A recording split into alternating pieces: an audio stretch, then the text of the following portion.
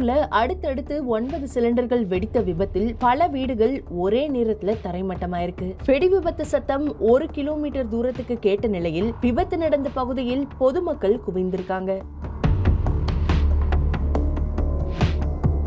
திருப்பூர்ல சிக்கண்ணா அரசு கலை கல்லூரி எதிரில் இருக்கக்கூடிய எம்ஜிஆர் காலனி பகுதியில் சாயாதேவி அப்படிங்கிறவங்க தனக்கு சொந்தமான இடத்தில் 42 கூரை தகர கொட்டாய்களை அமைத்து அவற்றை வாடகைக்கு விட்டிருக்காங்க. இதில் திருவண்ணாமலையை சேர்ந்த கட்டிட தொழிலாளர்கள் மற்றும் பனியன் கம்பெனி தொழிலாளர்கள் உள்ளிட்டோர் குடும்பத்துடன் தங்கி பணியாற்றி வந்திருக்காங்க. இந்த நிலையில் இன்று காலை அனைவரும் வழக்கம் போல பணிக்கு சென்ற நிலையில் மதிய நேரத்தில் வீட்டில் யாரும் இல்லாத போது சிலிண்டரில் கேஸ் கசிவு காரணமா வெடி விபத்து ஏற்பட்டிருக்கு. ஒரு வீட்டில் சிலிண்டர் வெடித்த நிலையில் ஒரே நேரத்தில் அடுத்தடுத்து 9 வீடுகள்ல இருந்த சிலிண்டர்களும் தொடர்ச்சியா வெடித்திருக்கு.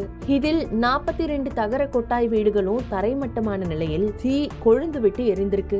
இந்த தீ விபத்தில் வீட்டில் இருந்த பொருட்கள், ஆதார் அட்டைகள், கல்லூரி சான்றிதழ்கள் உள்ளிட்ட ஆவணங்கள் மற்றும் சிறுக சிறுக சேர்த்து வைத்திருந்த தங்க நகைகள், 3 இருசக்கர வாகனங்கள், கட்டில், பீரோ அப்படின்னு அனைத்து பொருட்களும் எரிந்து நாசமாயிருக்கு. இந்த வெடி விபத்து சத்தம் சுமார் 1 கிலோமீட்டர் தொலைவுக்கு கேட்ட நிலையில் அருகில் இருந்த பொதுமக்கள் கொடுத்த தகவலின் பெயரில் விரைந்து வந்த தீயணைப்பு துறை வாகனங்கள் தீயை அணைக்கும் பணியில ஈடுபட்டிருக்காங்க.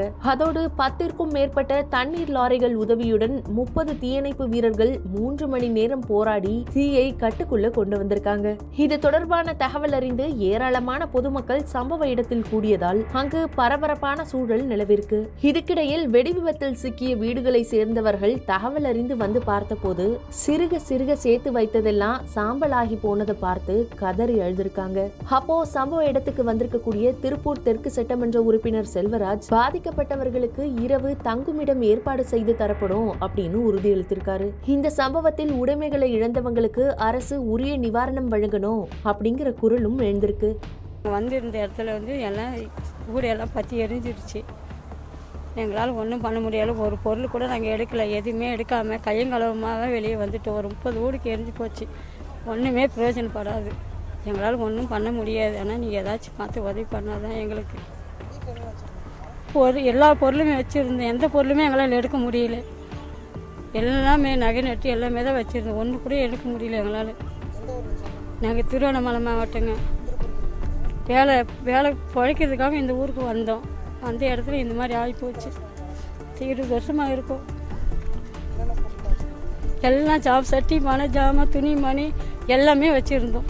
ஒன்று கூட எடுக்க முடியல எங்களால். எல்லாமே போச்சு. எப்படி வரிச்சதுன்னு தெரியாது. நாங்கள் அப்போ தான் வேலையிலேருந்தே வரும்போது தீ பிடிச்சி எரிஞ்சிட்டு இருக்குது. எல்லா பொருளும் ஒரு பொருள் கூட எடுக்கலை. நாங்கள் அப்படியே தன்னந்தனியாக வெளியே வந்துட்டோம்.